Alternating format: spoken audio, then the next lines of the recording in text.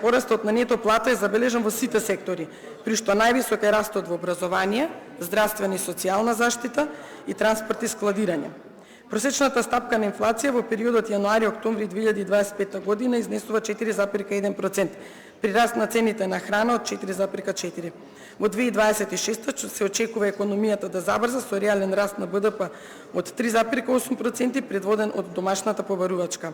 Главен двигател ќе бидат бруто инвестициите, како резултат на поинтензивната реализација на инфраструктурните проекти, особено Коридор 8 и 10Д, како и вложувањата во енергетиката, железницата, земјоделството, образованието и здравството.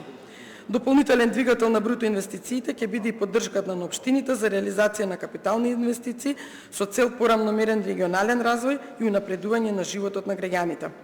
Зголемувањето на довербата на економските субјекти, подобрувањето на деловната клима и владините мерки за поттикнување на инвестициите се значаен фактор за постигнување на проектираниот раст на бруто инвестициите.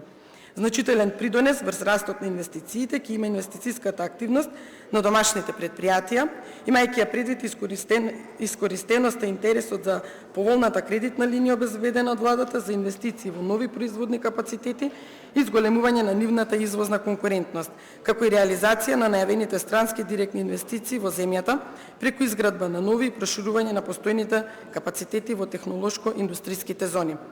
Приватната потрошувачка е проектирана со раст од 2,6, јавната потрошувачка ќе се одржи умерена со раст од 1,4 во насока на фискална дисциплина. Надворешниот сектор ќе бележи умерено закрепнување согласно очекувањата за раст на глобалната економија и главните трговски партнери, а инфлацијата ќе се стабилизира околу 2,5% во услови на стабилни цени на меѓународните пазари.